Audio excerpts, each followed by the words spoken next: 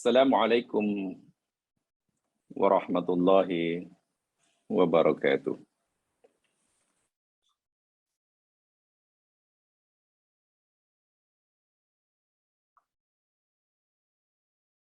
Innal hamdalillah nahmaduhu wa nasta'inuhu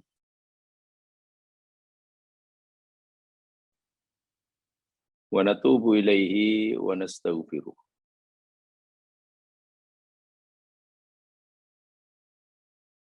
Wa na'udzu billahi min syururi anfusina wa min sayyiati a'malina.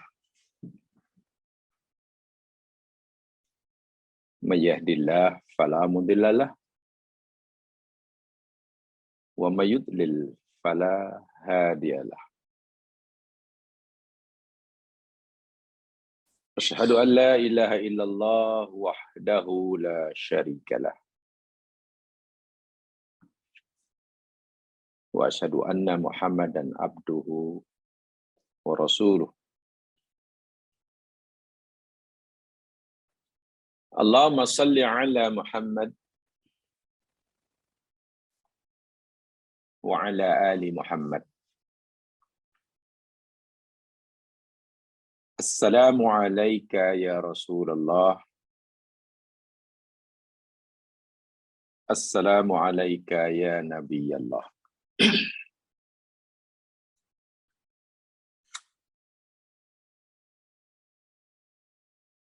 Allahumma faqihna fid din wa 'allimna at-ta'wil.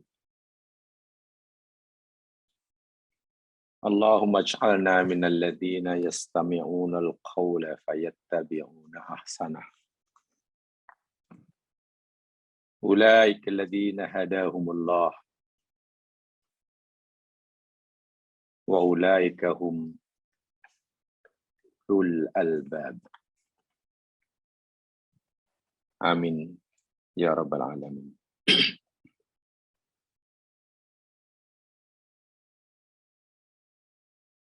Mudah-mudahan Allah sentiasa membimbing kita ke jalan yang ridhoinya. Muslimin muslimat rahimakumullah.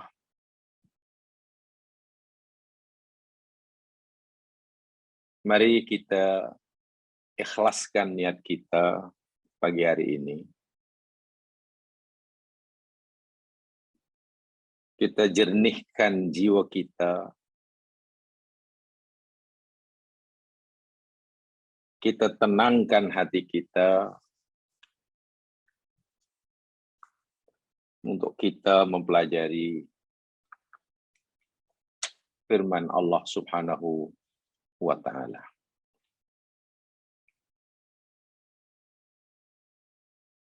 Karena tanpa keikhlasan niat,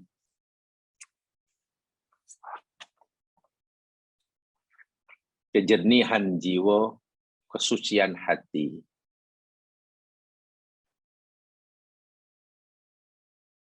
mempelajari firman Allah Subhanahu wa ta'ala, rasa-rasanya, kalaupun tidak, mungkin kurang memberi manfaat kepada kita.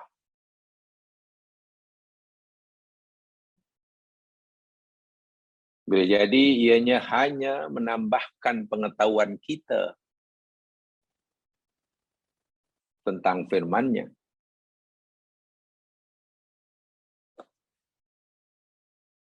Tapi dia tidak mampu mengubah sikap kita. Tidak mampu membantu hati kita untuk merasa tenang menjadi hamba-Nya. Karena mungkin hati kita belum bersedia, belum siap, belum terbuka. Masih ada banyak sawaib,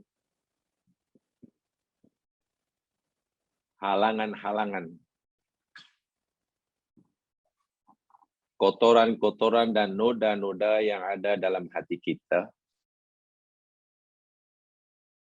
sehingga nur hidayah Allah yang sebetulnya sangat kuat memancar daripada firman-nya tidak dapat menembusi lub kita,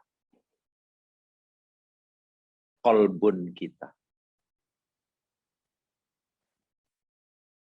Bukan karena kurangnya kekuatan nur hidayah. Bukan karena lemahnya cahaya hidayah. Sehingga tidak mampu masuk dalam hati kita. Tapi semata-mata karena dalam hati kita masih ada halangan-halangan. Masih ada dinding. Masih ada nuktah sauda.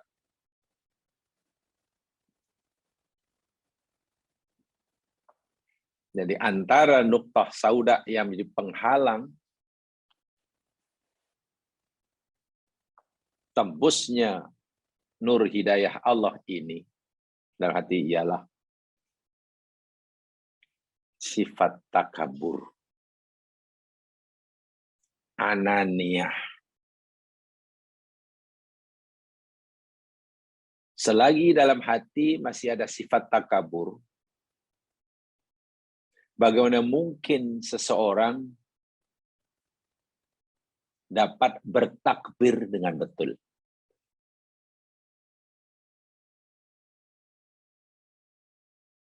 Takbir itu membesarkan Allah. Yang lain kecil. Sementara takabur itu membesarkan diri sendiri. Yang lain kecil. Bagaimana mungkin?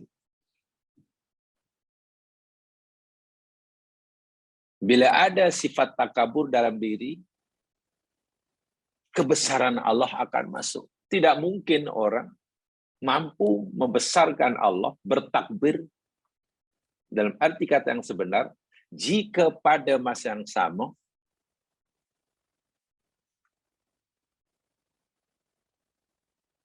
dia masih konsisten membesarkan diri sendiri. Karena dua ini berlawanan.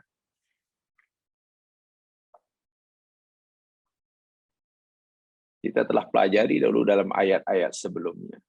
Dahulu, mungkin dalam tafsir dalam apa. Orang yang sombong, yang takabur itu. Allah nyatakan, tidak dibuka pintu-pintu langit. Bayangkan.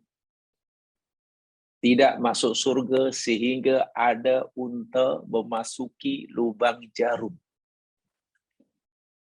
Luar biasa ayat itu. Tidak terbuka pintu langit. Apa maknanya? Ya, macam-macam mufassir memberi maksud. Ada yang amalnya tidak diterima lah. Pintu surga tidak terbuka. Boleh. Ada memahami bagaimana jiwanya akan berhubung dengan alam malakut yang tinggi jika pintu-pintu langit tertutup baginya. Tidak mungkin hatinya dapat bersambung dengan yang maha tinggi.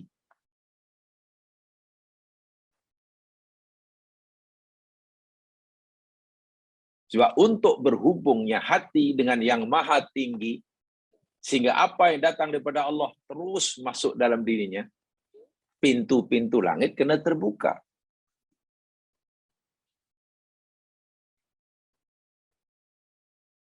Terbukanya pintu-pintu langit, kena dibuang takabur. Satu di antara maknanya. Dan banyak lagi makna dalam kaitan ayat. Sebab itulah saya berpesan pada saya sendiri. Marilah setiap kali kita hendak mempelajari firman Allah, khasnya. Dengan bersungguh-sungguh, memberi perhatian yang sepenuhnya, mengikhlaskan hati, membersihkan pikiran, dan menyucikan jiwa. Buka diri. Insya Allah dengan begitu, kita bukan hanya mendapatkan ilmu untuk mengisi kefahaman, tapi kita juga mendapatkan nur, barokah, barokatul wahyi. Karena apa yang kita pelajari, khasnya tajuk ini yakni ulul albab, kan? Tafakur ulul albab. Yang saya telah jelaskan, tafakur ulul albab yakni seorang yang berpikir, yang dapat menggabungkan dua kekuatan besar yang Allah anugerahkan pada dirinya. Kekuatan dan kemampuan berpikir rasional yang berjalan secara simultan dengan berpikir emosional. Berjalan serentak. Yang saling membantu, mengisi. Bekerja sama antara peranan hipokampus dengan peranan amigdala. Tergetar hati, bertambah kefahamannya melalui berpikirnya, maka bertambah getaran dalam hatinya.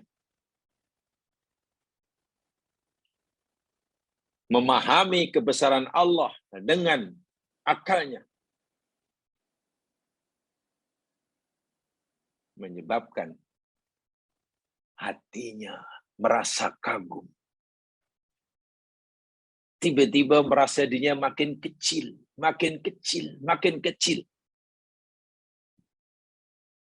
Semakin bertambah kefahamannya tentang kebesaran Allah, maka hatinya semakin merasa kecil, kecil, lemah, lemah. Semakin bertambah kefahamannya tentang keagungan, kesucian Allah, jiwanya semakin merasa dhaif, kotor, fakir, dan lain sebagainya. Jadi berjalan serentak. Dan itulah yang kita cita-citakan setiap kali kita membaca Al-Quran. Sebab kalau tidak begitu saat tadi, mungkin kita hanya bertambah ilmu. Tapi barokatul ilmi tak ada. Ilmu lain, satu hal. Keberkatan ilmu, hal lain.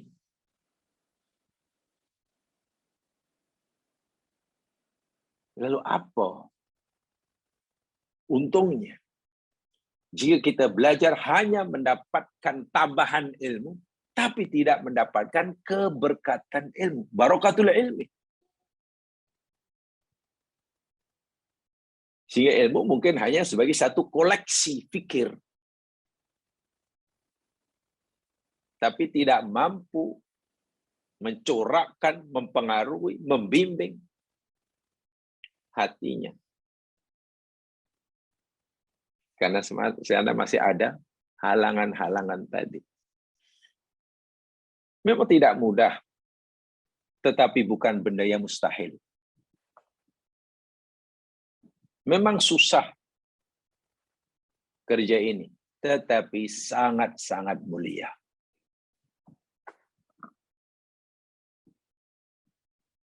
Mudah-mudahan dimudahkan segala urusan, dikabulkan segala hajat. Amin.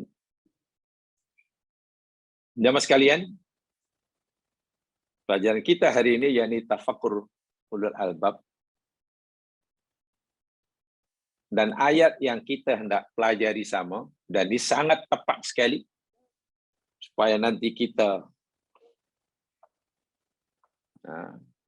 merasakan macam mana apa yang kita fikirkan itu, yang difahami oleh fikiran kita, dapat mempengaruhi, dapat menggetarkan jiwa. Jadi, serasilah, berjalan serentak, seiring sejalan. Bahasa yang selalu saya gunakan, apa yang kita fikirkan melalui fikiran ini, menimbulkan resonansi, resonance dalam hati. Karena di hati letaknya di sana, di hati itu letaknya perasaan, keyakinan, ragu, sedih, rasa takut dan sebagainya. Takut, sedih, sabar, kagum, bukan letaknya di sini, bukan dalam hati. Walaupun di sini kita selalu menyebut hati itu sambil kan di dada, adakah betul hati di dada? Tidak, itu sebenarnya hanya kebiasaan aja. Sebab ini hati yang dimaksudkan hati maknawi, bukan hati mana jantung. Kalau jantung boleh sebut sini. Ingat, dahulu pernah saya sampaikan, satu di antara pendapat yang saya pegangi. Saya tak kata satu saya pendapat ya. Satu di antara pendapat yang saya pegangi hari ini. Kalau fikir itu letaknya yakni ada di otak. Otak. Otak yang nampak yang bersifat fisikal adalah di sebalik otak yang nampak itulah letaknya jiwa. Tidak nampak karena ada yang di sebaliknya. Jadi kalau otak itu, kalau fisikal kita punya otak, diatur oleh otak, tangan saya bergerak, ini kan karena kerja otak. Saya boleh nampak, saya boleh, ini semua kan diatur oleh otak.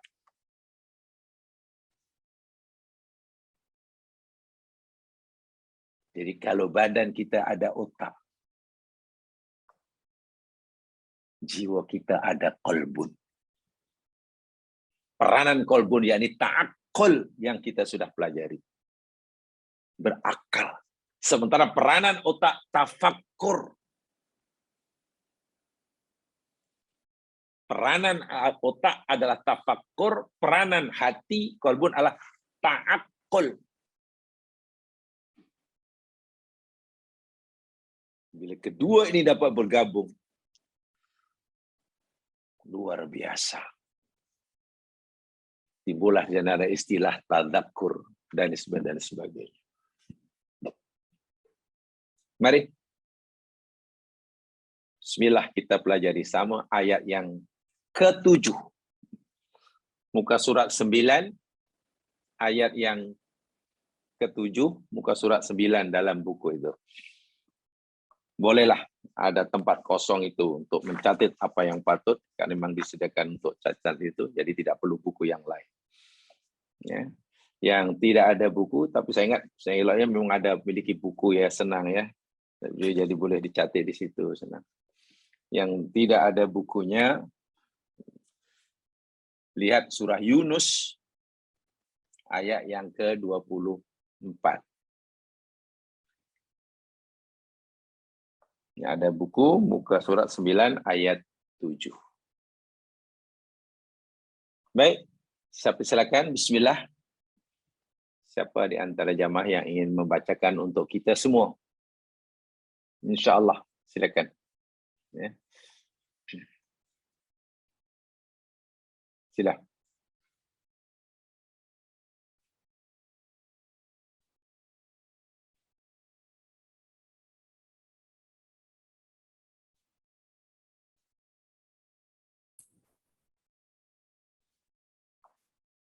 Assalamualaikum Ustaz. Waalaikumsalam warahmatullahi wabarakatuh. Silakan. Coba ya. Silakan. A'udzu billahi minasy syaithanir rajim. إنما مثل الحياة الدنيا كماء إن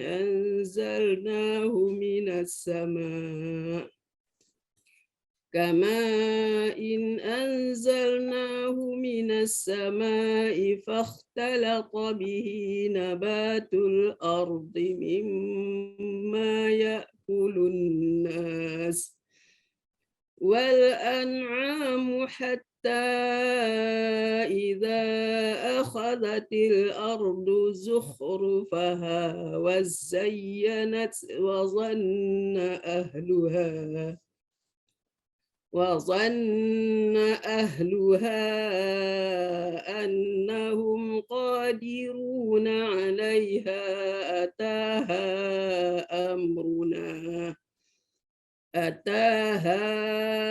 أمرنا ليلا أو نهارا فجعلناها حصيدا كأن لم يغن بالأمس كأن لم تغن بالأمس كذلك نفصل الآيات لقوم يتفكرون. Masya Allah, tabarakallah, bagus. Ya, bagus sekali. Hanya mungkin perlu ditingkatkan. Terima kasih banyak. Terima kasih Ustaz. Ya mas sekalian, kenapa saya suka sebenarnya samakan untuk membaca? Sebab ialah Nabi Muhammad itu orang yang menerima Al-Quran. Quran itu diberikan pada Nabi Muhammad SAW. Sungguh pun begitu. Nabi ini sering menyuruh sahabatnya, untuk membacakan Al-Quran ke atas Nabi. Sehingga sahabat yang disuruh pun segan. Ya Rasulullah, bagaimana aku nak baca Al-Quran kepada engkau, sedang aku hantar kepada engkau. Oh tidak, aku ingin mendengarkannya. Dan rupa-rupanya luar biasa. Jika seseorang membaca Al-Quran dapat ketangan yang membacanya, insya Allah orang akan mendapatkan keterangan yang lain dengan mendengarkannya. Sebab itulah, kalau kita saling baca-bacakan itu, ketenangan yang kita dapat insya Allah berbeza. Rasulullah itu Quran itu apa Rasulullah, tapi Rasul sering sekali tolong bacakan Quran pada aku, tolong. Sampai begitu sekali. Itu sebenarnya tujuan saya untuk jamaah membacakannya. Gitu. Terima kasih banyak. Baik. Ini ayat yang sebenarnya sangat sesuai untuk kita jadikan objek tafakkur, lebih-lebih lagi tafakkur seperti mana bertafakkurnya ulul albab. Kenapa? Karena ayat ini yakni cerita tentang ayat kauniyah. Tanda-tanda kebesaran Allah yang Allah ciptakan. Berada di alam semesta atau fenomena alam. Saya ulangi lagi sekali apa yang kita telah pelajari pada siri selepas. Bila Allah cerita tentang ayat-ayat kauniyah, tanda kebesaran Allah yang Allah ciptakan bumi, langit dan isinya lah. Bumi, langit dan isinya dan fenomena alam yang berlaku padanya, gempa bumi ke, gunung berapi ke, hujan lebat ke, angin ke, matahari terbit pagi. Ada 2 poin yang terpenting yang wajib kita serap dalam diri kita. Kita faham. Pertama, Allah hendak menunjukkan kepada kita, hendak memberitahu pada kita tentang kamalu kudratihi. Tolong ditulis. Pertama, Allah hendak menunjukkan, memberitahu pada kita tentang kamalu kudratihi. Kamalul kudrah. Kesempurnaan kuasanya. Allah itu kan qadirun. Maha berkuasa. Seberapa besar kuasa Allah? Seberapa sempurna kuasa dia, kudrah dia. Nah, Allah tunjukkan kepada kita melalui ciptaannya. Itu satu. Yang kedua, ayat kunah, yakni kerana Allah tidak menunjukkan tentang kamalun ni'matihi. Kamalun nikmah. Kesempurnaan nikmatnya. Kesempurnaan nikmatnya. Pastikan kita dapat dua ini. Dapat merasakan, mengetahui dua perkara ini. Setiap kali membaca ayat kauniyah. Pertama kita nampak dan merasakan betapa dahsyatnya. Betapa agungnya. Akal tak mampu nak fikir, nak bayang. Kekuasaan dan keagungan Allah. Karena mampu menciptakan alam yang sangat dahsyat besarnya, hingga alam yang paling kecil tetapi penuh dengan kedahsyatan, keajaiban. Bila itu sudah kita fahami, kita fahami oleh fikir kita, menyerap dalam hati, apa kesannya? Mudah kita untuk tunduk. Hati kita akan jadi lembut. Kalau ikut surah As-Sajadah, kharru sujada. Semacam ada kekuatan yang mendorong, menyebabkan, memaksa dia untuk jatuh tersungkur. Karena melihat kedahsyatan tadi. Dalam surah As-Sajadah kan begitu kan. Melihat ayat Allah faham, kharru sujada. Terus. Di dalam surah Al-Isra, bukan hanya sujud, sambil menangis. Itu kesan daripada kejayaan seseorang melihat, merasakan kesempurnaan kudrat Allah setelah mengkaji alam ciptaannya. Itu sudah ulul albab tuh. Kalau sudah begitu, sudah ulul albab dah tuh. Yang kedua tadi, Allah hendak menunjukkan, memberitahu berita tentang kamalun nikmah, kesempurnaan nikmatnya. Bukan main-main jika Allah bagi nikmat kepada kita hambanya. Sempurna. Terciptanya langit dan bumi. Segala planet yang besar, yang kecil. Siang jadi malam, malam jadi siang. Panas, sejuk, air, matahari, hutan, binatang, hayawan, segalanya. Itu adalah rentetan. Itu adalah nikmat-nikmat Allah Subhanahu wa taala. Janganlah kita melihat nikmat itu hanya 1, 2, 3. Ribuan, jutaan, bilion yang kita tidak mampu. Sehingga Quran kata, wa in ta'uddu ni'matallahi la tusuha. Rasakan itu, oh rupanya banyak sekali nikmat Allah. Tak terhitung. Bila itu kita fahami dan kita resapkan dalam hati kita, kita akan menjadi orang yang paling bersyukur dalam hidup.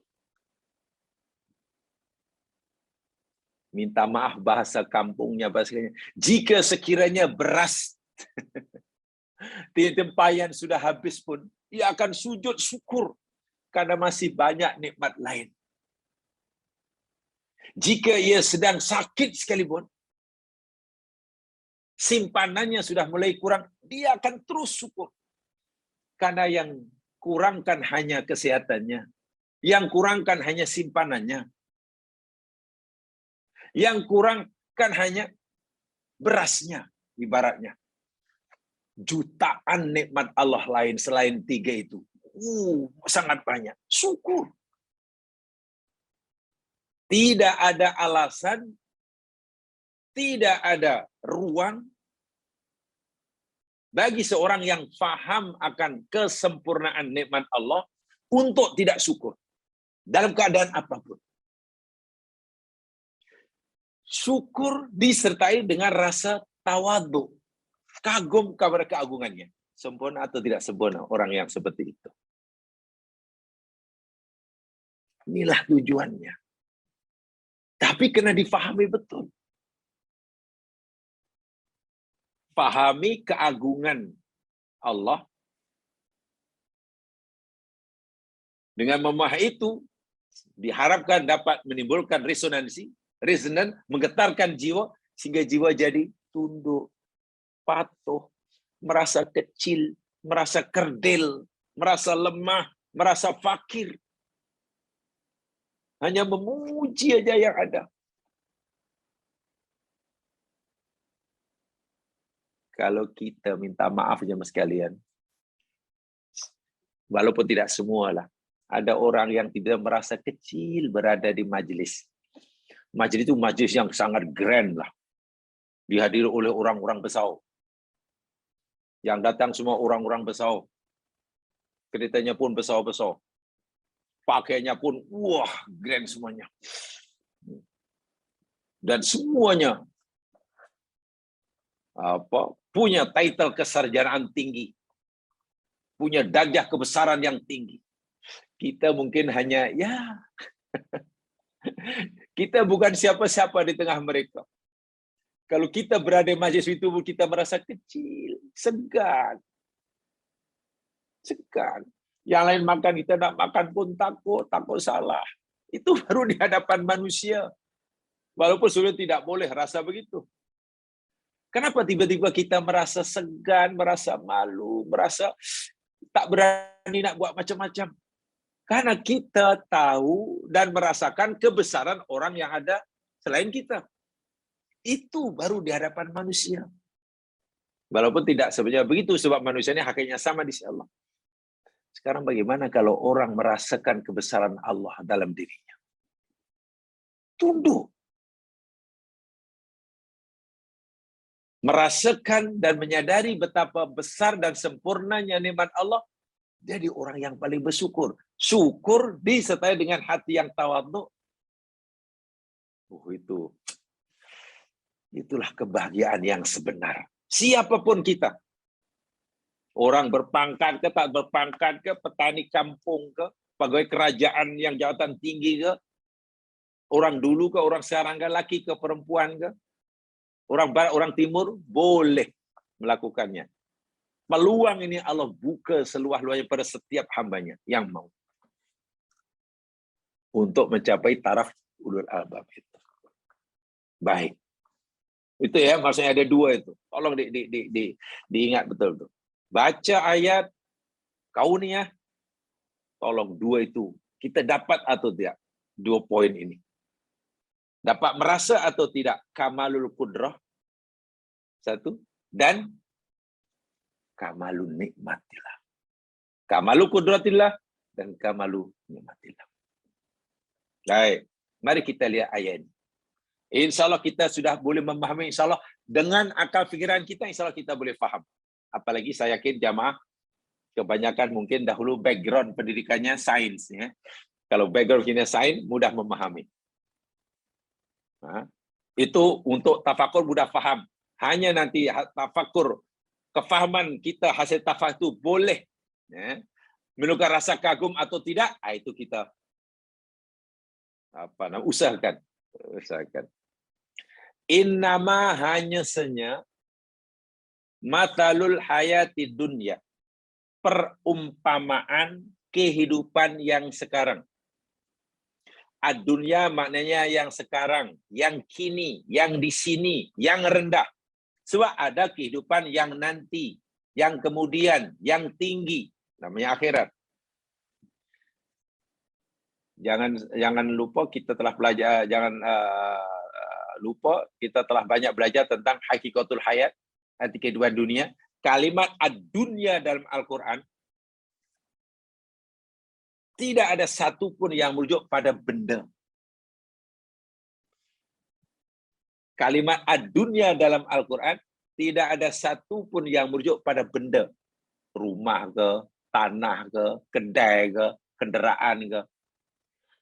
Karena ad-dunya itu sendiri namanya isim sifat mu'annas. Tanya yang belajar nahwu itu tahu. Isim sifat mu'annas, kata sifat. yang dekat, al-husna yang baik, al-ulya yang tinggi, as-sufla yang rendah, al-bu'da yang jauh, al-qurba yang dekat. Sekarang ad-dunya yang rendah, yang sekarang, yang kini. Jadi sifat. Kamain seperti air. Nah, di sini Allah umpamakan al-hayatul itu macam air. Anzalnahu yang kami turunkan air itu minas sama dari langit. Fakhtalato lalu bercampur bihi dengan air hujan itu nabatul ardi. Tumbuh-tumbuhan bumi. Bumi kering. Tidak ada tumbuh-tumbuhan. Air hujan turun. Lalu benih tumbuh-tumbuhan yang tersimpan dalam tanah yang ada potensial untuk hidup sekarang mampu tumbuh karena bersentuhan dengan air. Hidup menjadi subur. Tumbuh-tumbuhan tadi mimma yakulun nas, sebagian dimakan oleh kita. Ada sayur-sayuran yang boleh makan oleh kita, ada buah-buahan yang layak kita makan. Wal an'am, dan ada tumbuh-tumbuhan, buah-buahan yang layak dimakan oleh binatang ternak, tak layak untuk kita. Layak untuk al-an'am, tak layak untuk kita.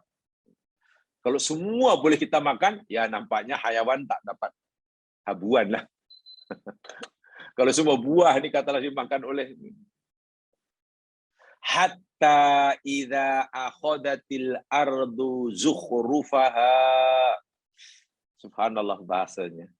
Hatta sehingga idza apabila akhadat itu asalnya mengambil. Seakan-akan di bumi punya kehendak, punya kemauan. Allah gunakan bumi mengambil.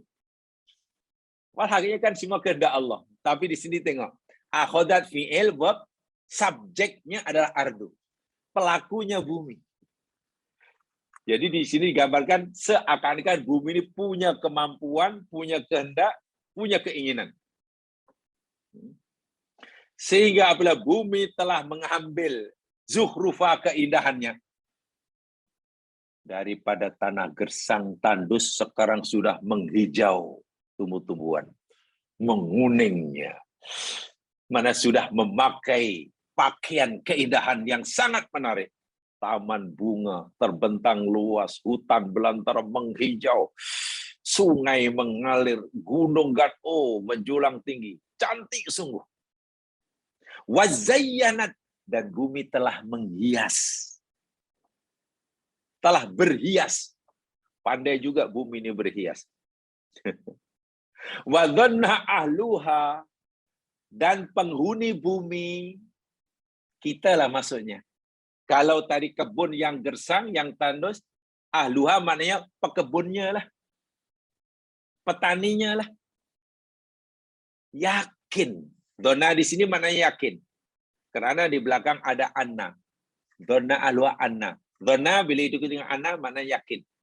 Dan Tuhan punya bumi tadi, Tuhan punya kebun, melihat kebunnya dah subur, sudah mulai berbunga, berputik, sudah berbuah, tak lama lagi mungkin tiba masa untuk menuai. Sudah mulai berkira-kira. Sudah mulai berkira berapa keuntungannya.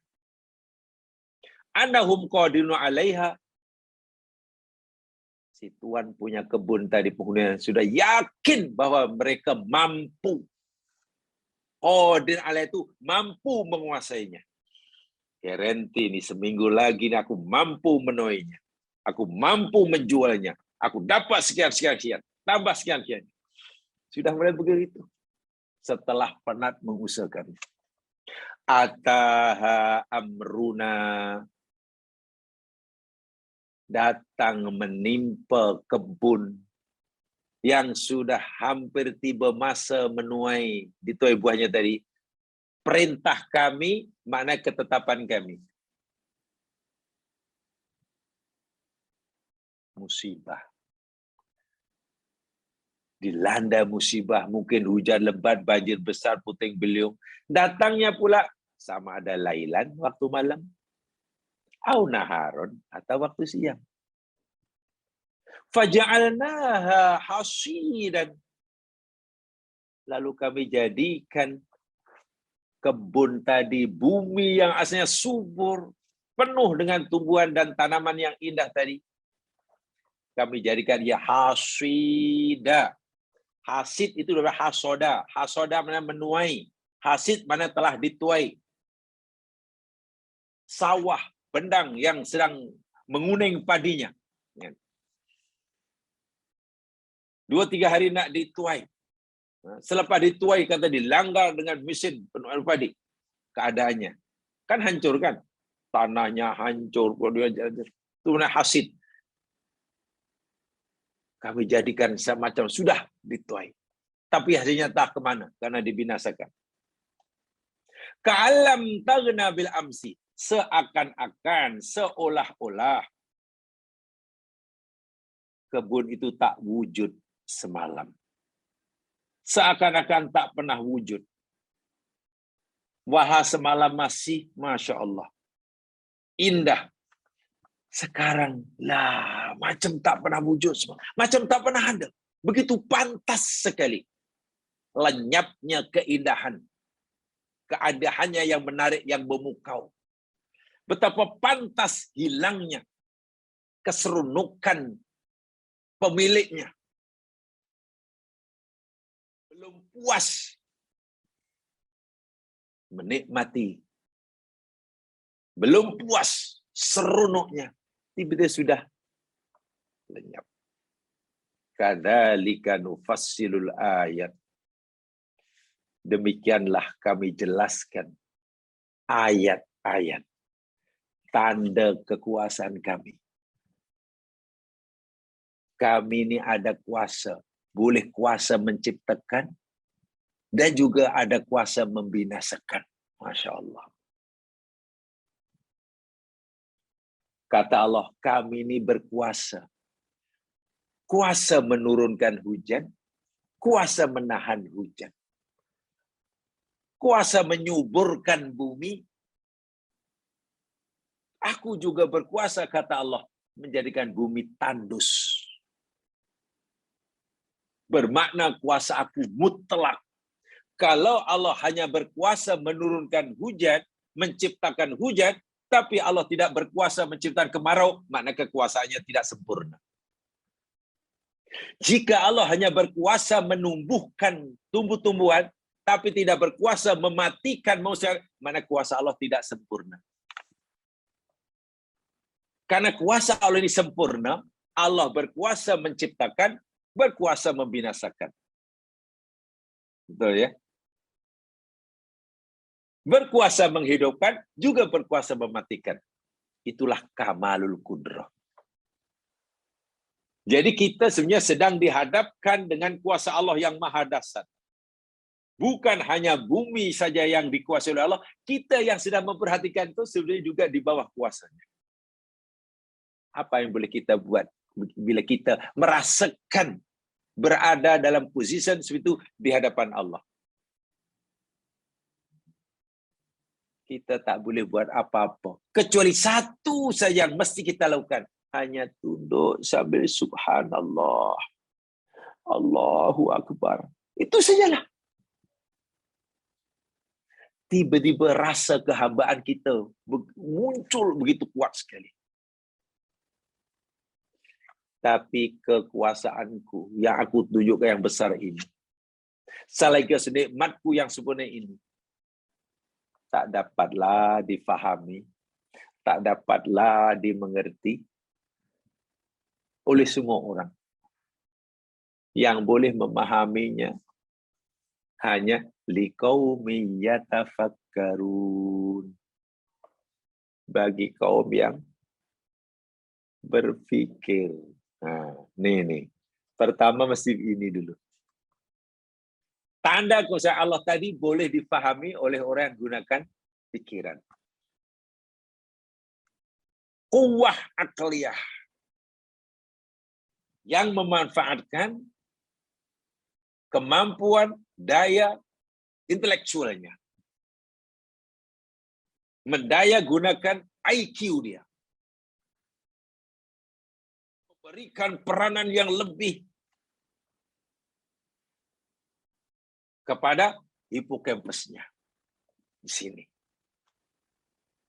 Karena bermula dari sinilah nanti bila sudah paham melihat kebesaran Allah turun mempengaruhi hatinya sehingga timbul rasa kagum tadi. Nyawa sekalian, sebelum kita uraikan lebih lanjut, elok di sini saya sampaikan. Menurut ahli tafsir, bahwa dalam ayat ini sebenarnya ada misalan, tamsil. Kan tadi perumpamaan innama masalu ya, masal itu perumpamaan lah. Jadi dalam ayat ini sebenarnya ada tamsil. Tamsil. Apa itu tamsil? Apa itu amsal? Amsal itu masalun jamnya amsal tamsil dalam Al-Quran itu yakni menampakkan pengertian yang abstrak dalam ungkapan yang nyata lagi indah. Kalau saya tidak salah, dahulu kita juga telah pelajari ya sedikit, walaupun sekejap sedikit tentang balaghatul Quran. Mungkin ada yang mengikuti masih ingat ya. Ketika kita bicara tentang tasbih, saya bicara juga dengan tamsil waktu itu. Tamsil itu ilmu balaghah sebetulnya. Jadi sekali lagi, menampakkan, menzahirkan pengertian yang abstrak. Benda itu abstrak. Macam mana nak menampakkan? Supaya orang nampak. Diungkapkan dalam ungkapan yang nyata, lagi indah. Singkat, dan menarik jiwa mukhatab. Sama ada dalam bentuk tasbih. Tasbih itu penyerupaan. Contohnya ayat ini. Kehidupan dunia diumpamakan, diserupakan oleh Allah dengan air hujan yang turun, kemudian bercampur dengan bumi, dan bla bla bla tadi. Itu tasbih. Ataupun majas mursal. Istilah balaghah majaz mursal dalam bahasa Arab, majaz mursal ini bolehlah jamak katakan sebagai apa ya? Ungkapan yang bebas, Ayat ini cerita tentang tamsil atau amsal. Apa itu amsal? Soalnya amsal yakni menzahirkan, menjelaskan, menampakkan satu pengertian yang bersifat abstrak. Kehidupan dunia ini kan abstrak jemaah sekalian. Kalau kita tahu apa itu kehidupan dunia, kan tak nampak. Apa hakikat kehidupan dunia? Tak nampak. Nah, untuk memudahkan kita memahaminya, Allah buat perumpamaan. Di mana perumpamaan itu perumpamaan yang nyata, yang boleh kita lihat, boleh kita pikir, boleh kita apalagi dengar kalau ia bersuara. Diumpamakan dengan apa? Dengan air yang turun. Itu kan boleh dilihat itu. Air hujan yang turun. Prosesnya boleh difahami. Boleh dilihat dengan bila hujan turun, membasahi bumi, maka semua benih-benih yang tersimpan dalam perut bumi, dalam tanah, tumbuh. Tumbuhnya tumbuh-tumbuhan itu boleh dilihat, boleh dipelajari. Saya akan jamaah belajar dahulu tentang botani. Tentang biologi kan yang banyak. Saya yakin ramai yang khatam belajar biologi itu. Paham. Macam mana boleh tumbuh. Kemudian tumbuh besar. Kemudian ada cabang, ada ranting, ada. Itu boleh dipelajari. Jadi kalau kita nak memahami perumpamaan al-hayatu dunia yang bersifat abstrak, Allah kata, Susah karena abstrak. Sekarang aku mudahkan kamu untuk memahaminya. Sekarang lihat perumpamaan. Yang nyata yang ada depan mata kamu. Hujan turun, bumi kemudian tumbuh-tumbuhan, menjadi cantik, indah. Kita pun seronok, kita pun sudah berpikir, belum puas menikmati keindahannya, belum sempat menikmati manfaatnya mungkin, sudah hancur. Itulah kehidupan dunia. Belum puas rasa-rasanya hidup di dunia. Tiba-tiba sudah wal asri. Minta maaf, nggak cakap begitu. Belum lama rasanya kita ini muda. Pekejaran sana-sini dahulu semasa sekolah. Main sana. Rupanya sekarang sudah tidak mampu berkejar-kejar lagi. Belum lama rasanya. Ketika diarak dengan pompang. Karena menjadi raja sehari. Lah rupanya sekarang. Sudah 6 cucunya. Tanpa disadari. Bila rasa-rasa masa itu masih belum lah. Rasa masih ingat saya naik bas mini dahulu. Bas sekolah. Bergayut. Lah sekarang rupanya sudah. Belum lama. Rasanya belum puas lah. Tiba-tiba terasa sekejap lagi hilang. Keseronokan, saya beri contoh ya. Berapa lama rasa puasnya hati kita, seronoknya dalam hati kita, memakai baju baru? Berapa lama? Kalau ini contoh yang kecil saya sederhana. Baju baru yang kita beli, kita pilih sana, itu paling suka, pasti kita seronok memakainya. Kali pertama. Seronok. Berapa lama seronoknya? Ketika memakainya, atau sehingga 1 minggu kita masih senyum-senyum. Masa makainya, atau selepas tak berpakai 1 minggu masih senyum. Atau sebulan masih senyum. Berapa lama kesenangan yang kita dapat, yang ditimbulkan oleh sehelai baju yang kita sukai, kali pertama kita pakai, atau walaupun sudah 100 kali kita masih dapat kepuasan macam kali pertama. Lah, rupanya tak inilah, tak sonok lah. Pertama dulu sonok, wah masih elok lagi nih. Masih cantik. Tak koyak pun, kalau tak luntur lagi. Subhanallah. Nah, itulah yang al-hayatul dunia itu yang seperti itulah. Susah kita memahami. Sebab itu Allah suruh kita perhatikan amsal. Diungkapkan, dinampak dalam pengertian yang abstrak itu, benda yang abstrak diungkapkan dalam bentuk yang nyata, indah, singkat, menarik jiwa, boleh difahami. Itu amsal. Dan ayat ini termasuk amsal, misal, masal. Semua, bacalah Al-Quran yang bermasal nanti. Kalau tidak susah. Orang yang menjual agama, dalam ayat sebelumnya, ulama menjual agama untuk kepentingan dunia. Seperti apa ya nasibnya? Kan susah kita nak memahami. Macam mana ya nak membayangkan ulama menjual agama ni macam apa ya? Tak nampak. Tapi Allah umpamakan, tuh macam anjing. Anjing nampak, kita boleh lihat. Kita boleh lihat, boleh kita boleh, macam itu rupanya. Orang yang Allah beri kitab, wahyu. Dia menerima wahyu. Wahyu Allah tuh kitab. Tetapi kitab itu tidak memberi manfaat kepadanya. Tidak memberi manfaat. Dia tidak memanfaatkannya. Macam mana ya?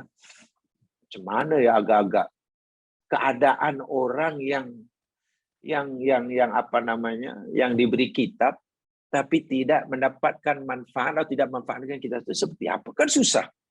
Lalu Allah kata, kalau kamu ingin mudah memahami, perumpamanya kamu perhatikan, macam keldai. Keldai mengangkut barang-barang mahal. Keldai kita suruh bawa baranglah emas belian, intan belian, zamrud, zabarjan, lu'lu', marjan. Tengok, keldai itu. Perasan ke keldai itu bahwa yang ada di belakangnya itu adalah zamrud, zabarjan, lu'lu', marjan. Sehingga dia merasa berhati-hati karena takut jatuh, pecah. Dan dia tak perasan nak yang di belakang itu benda mahal ke, yang belakang itu pasir ke, batu ke. Dia tak perasan sama sekali. Itu perumpamaan orang yang Allah beri kitab tapi tak mendapat apa-apa manfaat. Itu amsal juga.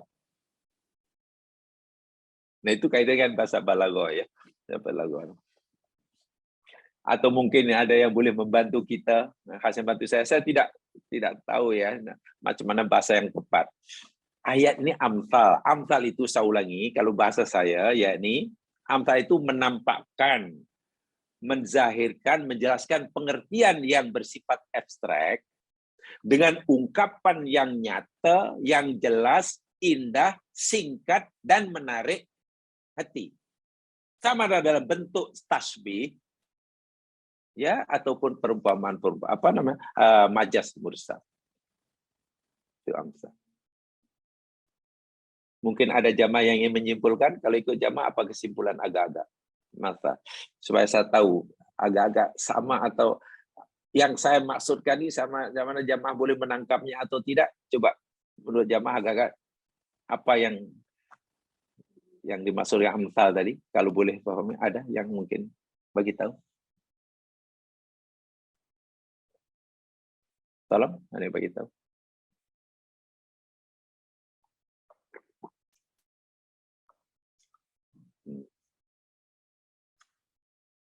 Ada. Sebab ya sehingga saya tahu mana sudah paham gitu ya. Sudah paham. Boleh agak-agak yang ini nak beritahu. Saya tunjuk sajalah, saya tunjuk. Okey, Tuan Haji, Nek Arif Ahmad, tolong. Lama tak jumpa, tak dengar, paling tidak dengar suaranya lah. Nek Arif. Dengar tak, Nek Arif?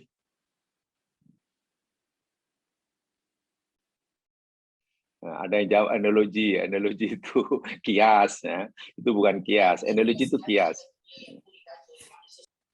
Ya apa? Ini Warid, dengar? Atau jangan-jangan tidak berada depan tidak berada depan laptop.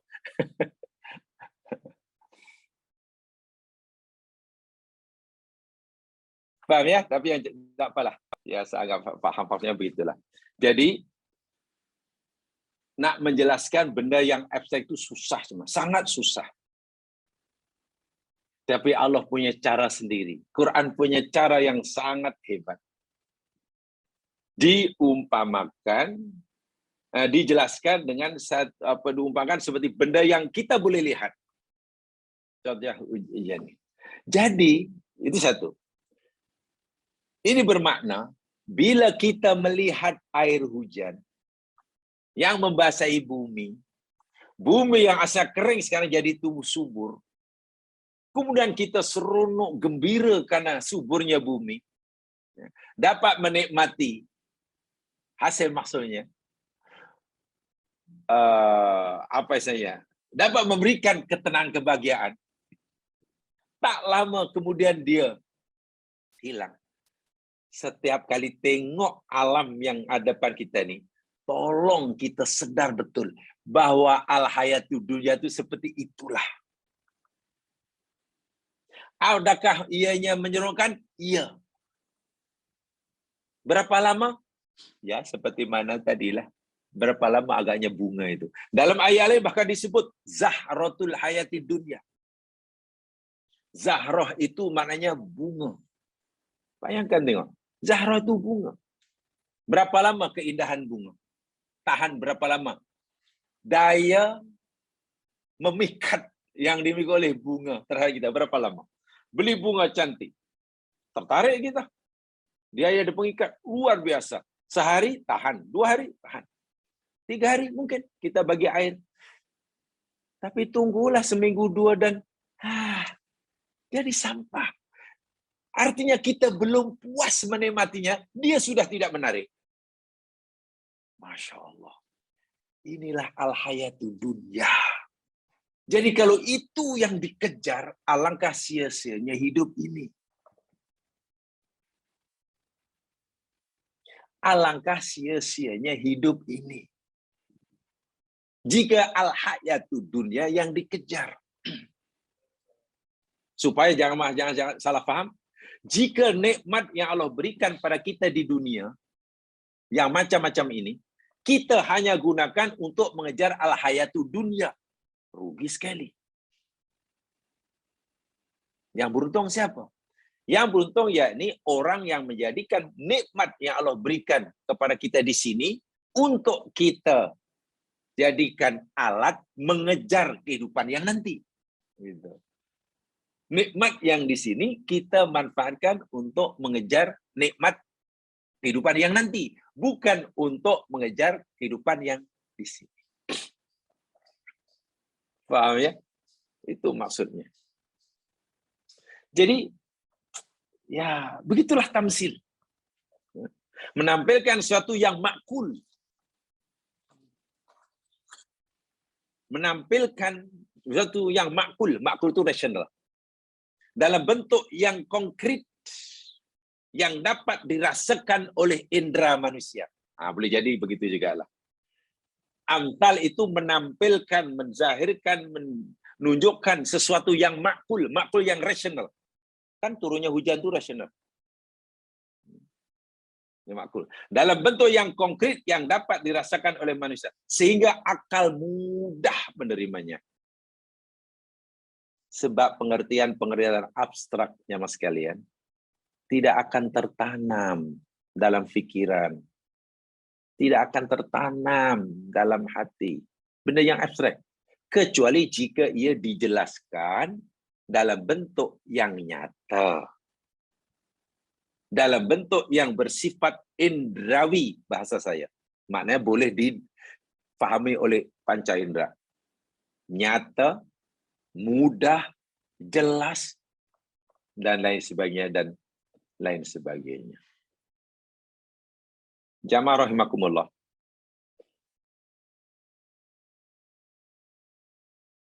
Saya ingin sampaikan sedikit uraian yang diberikan oleh Ibnul Qayyim al-Jauziyah tentang tamthil ini. Supaya kita bukan hanya dapat memahami, tapi juga dapat merasakan. Bila apa yang kita fahami, kita dapat rasakan, akhirnya kita, oh macam ini rupanya. Kalau begitu sikap kami kepada dunia mesti seperti ini. Tidak boleh seperti itu. Itulah maksudnya. Syaratnya kita fahami dan meresap dalam hati. Sebab kalau faham saja, tidak dapat menggetarkan hati, sikap orang itu pada dunia pasti tidak berubah. Ibnul Qayyim al-Jauziyah telah menjelaskan begini. Qad bayyana Ibnul Qayyim wajhat tamthil fi hadzal mithal Qur'ani.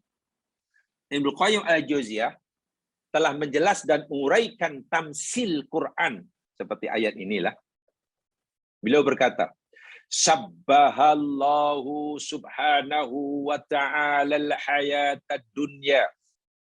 Allah subhanahu wa ta'ala telah menyerupakan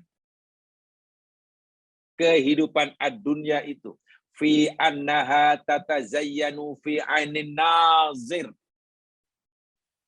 Allah telah serupakan dalam bentuk yang nyata berupa sesuatu yang boleh memukau.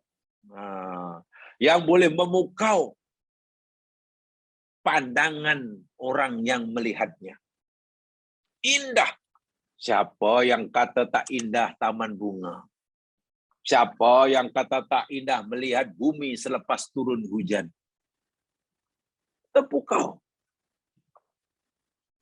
Fatarukuhu bizinatihi wa ta'jubu. Sehingga keindahnya itu membuat hatinya tersentuh. Wah, hatinya tersentuh dan kagum. Aduh, lembut hatinya. Kagum. Fayamilu ilaiha wa yahwiha. Karena kagum, tersentuh, lalu condong kepadanya. Cenderung kepadanya. Suka kepadanya. Tapi malnya igtiraran minhu biha. Terpedaya. Dia menarik, dia tertarik, dan kagum, sehingga condong cenderung kepadanya, tapi sebenarnya ia sedang terpedaya. Kenapa? Kalau dia sudah menumpahkan rasa kekagumannya, menumpahkan kecintaannya kepadanya, menjadikan tadi, pandangan yang indah tadilah, menjadi satu saya dicintai. Tak terpedaya macam mana, tunggu seminggu dua hancur benda itu. Tak kecewa macam mana. Kecewa sungguh, itu namanya tertipu. Seberapa besar kekecewaan seseorang, seberapa sakit hati seseorang, kehilangan sesuatu, bergantung pada seberapa besar cinta orang itu pada sesuatu tadi, ketergantungan dirinya kepada sesuatu itu. Semakin besar cinta kita pada sesuatu, maka semakin besarlah rasa sakitnya bila kita kehilangannya. Pasti itu. Orang yang sangat mencintai al-hayatud dunya, makin besar cintanya, suatu hari pasti akan mengalami kesakitan yang luar biasa ketika dunia al-hayatud dunya ditinggalkannya. Lah, sakitnya luar biasa.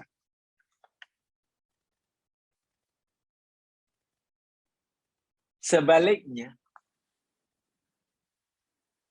kalaulah kecintaan hati terhadap sesuatu, ketergantungan hati pada sesuatu itu tidaklah begitu kuat. Ya suka, tapi tak begitu kuat. Bukan hanya letak di luar, tidak dalam hati. Bila dia kehilangan sesuatu tersebut, rasa sakit tidak ada.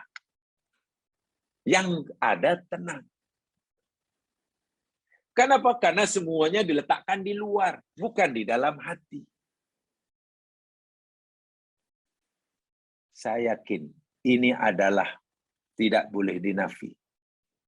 Kita kehilangan barang, di rumah kehilangan barang, yang kita sebenarnya sudah tidak perlukan, dan kita tidak menyukai sangat. Insya Allah kita tidak kecewa. Oh hilang, ya Allah. Selipar Sarah itu hilang, tapi tak apalah, selipar itu sudah lama. Tak rasa sakit. Coba kalau selipar baru dibeli, pakai sekali, hilang, sakit. Kenapa? Benda yang hilang sama-sama selipar. Tapi kenapa kesannya dalam hati, pedihnya dalam hati berbeza? Ya, karena bergantung berapa besar cinta kita. Itu kata Ibnu Qayyim. Beliau sangat bijak menjelaskannya. Itu orang itu terpedaya. Betul, al-hayatud dunya itu menarik. Seperti mana menariknya pemandangan bumi selepas turun hujan. Sebab itu kalau kamu sangat tertarik, condong kepadanya, kamu tak sedar, kamu sudah sedang terpedaya. Hatta idza dhanna annahu malikun. Lah, sehingga bila orang itu yakin dapat memilikinya, menguasainya, kekal memegangnya, mampu melakukan semua itu, suliba bagtah. Tiba-tiba ditarik, dicabut, dihilangkan, tiba-tiba lenyap. Coba sakitnya macam mana? Sakitnya luar biasa, kecewanya luar biasa. Ketika hati masih dalam kemuncak ketergantungan, kecintaannya pada sesuatu, tiba-tiba sesuatu dihilangkan seketika. Inilah yang Allah ingatkan dalam ayat ini. Kita mungkin susah nak memahami adakah betul nanti bila kehilangan kaya itu dunia orang akan sakit hati. Hatinya rasa sakit, sedih, susah namanya itu abstrak. Lalu Allah contohkan, tak apalah, lihat sajalah dunia ini isinya. Kamu tanam. Oh, berpenat-penat sudah menanam begitu. Sudah tiba masa hendak menuai. Berbulan-bulan tanam penat.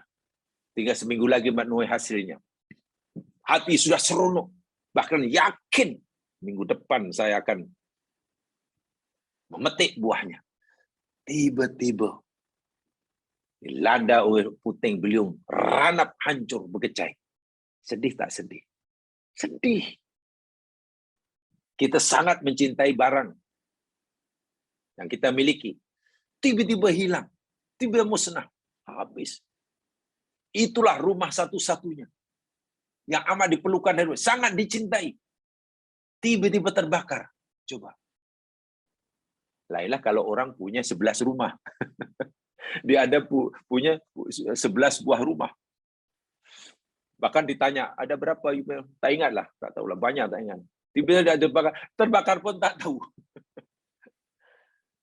Sebab itulah Allah kata, jadikanlah apa yang aku berikan pada kamu di sini ini untuk di sana. Bukan untuk di sini. Kalau kamu habiskan hanya untuk di sini, kamu akan kecewa. Lebih teruk kekecewaan kamu nanti, bila ianya aku ambil, ketika kamu belum puas menikmatinya, ketika kamu masih yakin dapat menikmatinya. Itu sakitnya luar biasa. Allah ambil ketika kita belum puas menikmatinya, atau ketika kita,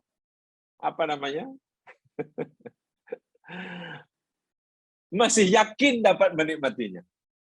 Tiba-tiba dia ambil. Itu masuk Ibnu Qayyim. Ya. Suliba baghtah. Wajah makana ilaiha. Wahila bain wa bainaha. Habis, kita tak boleh buat apa-apa. Sedihnya luar biasa. Pemahaman yang seperti itu, kata Ibnu Qayyim, ya, kata Allah, hanya boleh didapati oleh orang yang berfikir. Lalu Ibnu Qayyim menyebutkan firman Allah yang lain dalam surah Al-An'am, ayat yang ke-44. Ini sengaja saya kutipkan Ibnu Qayyim karena saya tertarik dengan ulasan beliau. Melihat perumpamaan dunia dengan siapa itu sangat menarik. Al-An'am ayat 44. Berikuti ayat itu. Hatta idza farihu bima utu. Sehingga apabila mereka telah bergembira dengan apa yang diberikan kepada mereka, akhadnahum baghtah, kami ambil, kami cabut semua itu secara tiba-tiba. Fa idzahum mublisun, tiba-tiba mereka menjadi orang yang berputus asa. Tengok, habis, sakitnya luar biasa. Sebab itu Allah kata, jangan terpedaya. Memang dunia indah, mengkagumkan. Tak mengagumkan macam mana air turun, air hujan turun, bumi yang kering jadi tumbuh, tak kagum macam mana kita. Bagaimana kita tidak tertarik, bumi yang asalnya tandus, kering, keruntang, sekarang menghijau. Tumbuh pelbagai bunga dengan pelbagai warna. Macam mana tak indah? Macam mana kita tak terpesona? Cuaca yang saya panas, tiba sekarang menjadi sejuk, udara jadi segar. Allahu Akbar. Pagi, wah, embun pagi. Pasti seronok. Tapi ingat, jangan terpedaya. Suatu saat akan berubah. Kamu belum puas menikmatinya, dia sudah pergi. Apalagi kamu yakin dapat menikmati lama. Wah. Nah, itulah kehidupan al-hayatud dunya. Itu namanya tamsil. Amsal. Jadi menampakkan suatu yang makul, yang rasional dalam bentuk yang konkret yang dapat difahami oleh akal, boleh lihat oleh mata dan lain sebagainya. Laqad sawwara hadzal matal Qur'anil hayatad dunya. Sungguh Allah telah menggambarkan, memberi gambaran perumpamaan al-hayatud dunya dalam Al-Qur'an ya. Wa ma fiha min bahjatin wa zinah. Dan segala keindahan, keagungan, kecantikan yang ada dalamnya, kesenangan, bisuratin tajamma'at min iddatil umur, dengan bentuk yang menghimpunkan pelbagai macam keistimewaan, keindahan ada, kesempurnaan ada, daya tarikan ada. Jadi satu indah sungguh, sehingga boleh katakan tidak adalah dari aspek manapun yang tidak menarik dan memukaunya. Tumalatal basu hadi dunya antazul ka'an ya sa'an lam yakun. Tapi tiba-tiba ia rupanya tidak kekal. Tidak kekal lama. Tidak hilang. Seakan-akan tak pernah wujud sebelumnya. Seakan-akan tak pernah wujud sebelumnya. Ada kan jamaah sekalian dalam cerita manusia yang masa mudanya tersohor, dihormati, disanjungi, dijujur. Ini cerita manusia ya di dunia maksud saya. Ketika di hujung hayatnya menjadi orang yang dilupakan, yang tidak dipedulikan, nasibnya berubah 180 degree daripada di atas di bawah sehingga mati dalam keadaan yang keseorangan. Mungkin dia mikir dulu aku begini, coba sakitnya macam mana kalau begitu. Salah siapa kenapa dulu terpesona dengan gaya hidup itu? Kenapa tidak mempersiapkan diri untuk mementingkan yang di sana? Orang yang mementingkan kehidupan di akhirat, ya mas sekalian, masa senang ke, masa susah ke, hatinya pasti senang. Kaya ke, miskin, hatinya pasti tenang. Jadi orang besar ke, dari orang kecil ke, jiwanya pasti tentram. Kenapa? Yang menentramkan jiwanya bukan kehidupan yang fana, yang membuat hatinya tenang, yakni kehidupan yang kekal abadi. Dia ingin mencari ketenangan yang kekal. Bagaimana boleh berubah menjadi sedih. Lainlah jika yang dicari itu hanya kesenangan sementara. Penghormatan manusia yang sementara. Penghargaan orang yang bersifat sementara. Pasti kecewa. Pasti kecewa. Sebuah hari saya pernah nyatakan syair Arab, sindiran orang Arab yang sangat sinikal sekali. In qala mali falakhilun yusahibuni wa in zada mali fakulun nasi khalan. Kalaulah hartaku bertambah, aku tambah kaya, jawatanku makin naik. Oh, semua orang ingin berkawan denganku. Semua orang mengaku saudara. Tapi bila hartaku sudah habis, aku jatuh miskin, aku dah tak ada kuasa, tak seorang pun yang mau menyapaku. Kecewa tak kecewa orang situ? Pasti kecewa. Rupanya baru tahu, lah rupanya dahulu orang ini menghormati aku hanya karena aku ini. Dan salah aku juga, kenapa aku ingin mencari nama di hadapan manusia? Karena dunia. Bila tidak, bila di dunia sederhana, masa jadi hamba abdi, dihormati, dimuliakan Allah, jadi Muslim dimuliakan, di Makkah dimuliakan, di Madinah dimuliakan, meninggal dimuliakan. Bukan karena kedudukan dan jawatannya. Karena dia bila mencari kebahagiaan di akhirat. Abdurrahman demikian juga. Itu maksudnya. Ya, Ka'anna syai'an lam yakun. Seakan-akan tidak pernah wujud sebelumnya. Laqad madaz zaman sari'an. Masa berlalu dengan sangat pantas. Wa ghafalna al-insan an hadzal zaman. Manusia lupa, dengan mudah melupakan, dilupakan. Menjadi orang yang dilupakan daripada orang yang tersohor. Yang tersohor. Kadang sedih juga lah kalau kita tengok keadaannya. Ada orang yang masa dulu terkenal top, wah, tak kira apa profesi apapun. Ada seorang profesi jadi apa ke penyanyi, jadi pujaan ramai. Ya, belum pun menginjak umur tua sudah ditinggalkan ke seorang. Hidup susah sana sini. Allahu akbar walillahil hamd. Wallahu azza wa jalla qasada bihadza taswir alla yarkanul insan ila dunya. Tujuan Allah buat taswir ini, wahai ulul albab, janganlah kamu bersandar harap, menyandarkan harapan kehidupan kepada al-hayatud dunya.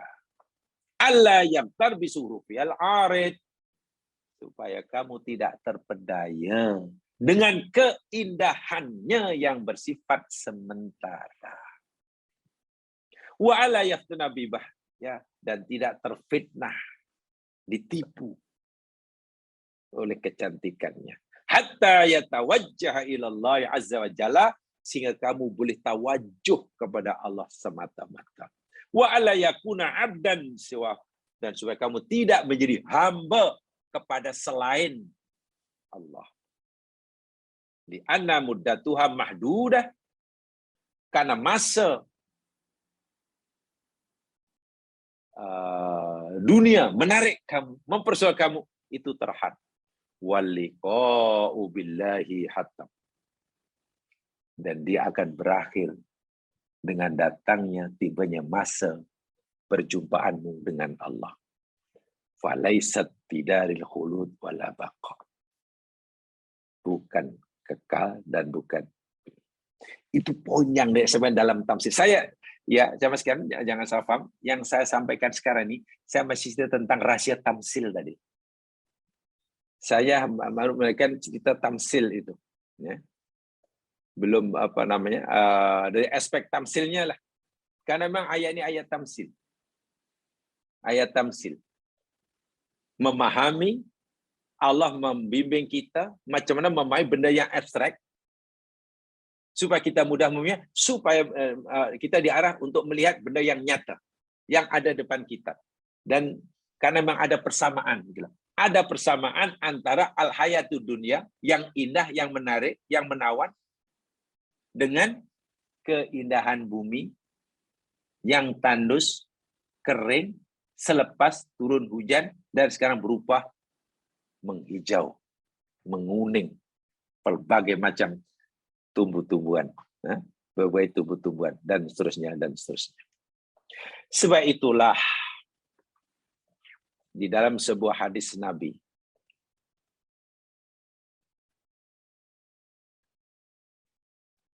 hadis yang bersumber dari Abi Musa al-Ash'ari, dirawikan oleh Imam Ahmad. Perawinya adalah thiqat.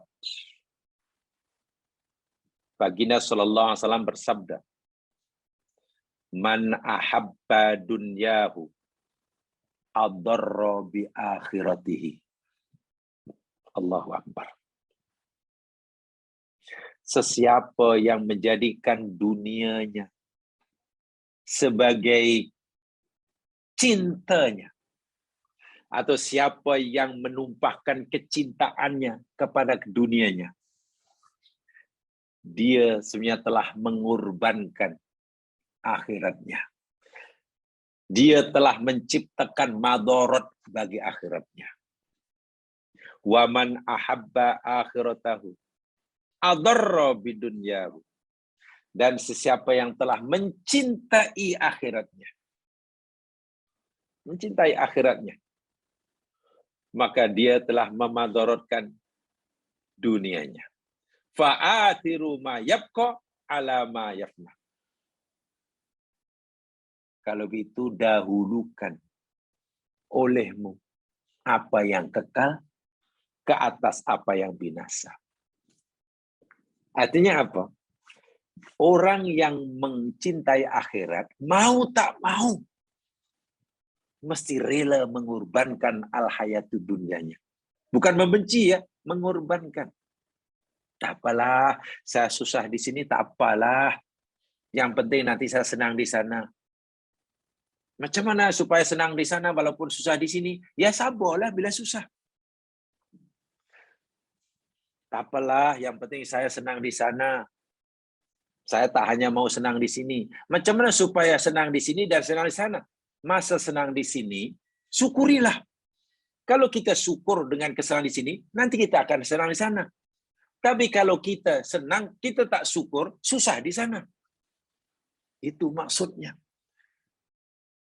Menahan keinginan untuk bersenang-senang, berfoya-foya, ketika Allah bagi kemampuan, kesempatan untuk melakukannya, itu bukan main susah, mas sekalian. Mana yang lebih susah? Menahan keinginan berbelanjalah shopping sana, soalnya bla bla bla bla bla. Ketika kita tak cukup duit, atau ini menahan kita untuk berbelanja shopping ketika kita punya lebihan duit. Mana lebih susah? Kan lebih susah ketika kita banyak duit. Kalau kita tak cukup duit, lalu firman Allah Subhanahu wa taala, wala tubadir tabdira. Jangan kamu mubadir. Senang, kita mematuhi perintah itu senang. Alladzina idza anfaqu lam yusrif wa lam yuru. Orang-orang yang infak, mereka tidak berlebih-lebihan. Bila berbelanja tak berlebih-lebihan. Senang jika kita tak cukup uang. Tapi coba, ayat-ayat yang menyuruh kita berbelanja sederhana. Hidup sederhana. Perintah ayat-ayat itu ditujukan pada orang yang diberi kemewahan. Senang ke mudah? Susah. Akhirnya ayat diabaikan untuk mengejar kepuasan duniawi. Rugi nanti akhiratnya. Rugi akhiratnya. Perintah ridho. Wahai hambaku, hendaklah kamu ridho terhadap qadakku. Hendaklah kamu ridho dengan kesehatan yang aku berikan. Hendaklah kamu ridho dengan kecukupan hidup yang aku berikan. Hendaklah kamu ridho dengan jawatan yang aku berikan. Senanglah kalau kita disuruh ridho. Kita senang. Lalu Allah, wahai hambaku, aku ridho ya Allah, karena engkau bagi aku sehat. Aku ridho ya Allah, keluarga bagi aku ridho. Senang ridho begitu. Tapi coba kalau Allah suruh, wahai hambaku, ridholah kamu, sabarlah kamu dengan kesusahan. Susah. Nah, disitulah baru ujian. Mana yang kita nak korbankan? Akhiratkah yang kita korbankan dengan melanggar kata Allah? Karena kita mengutamakan dunia. Atau dunianya kah yang kita korbankan? Tak apalah. Saya kawalah keinginan saya untuk berbelanja. Walaupun saya mampu.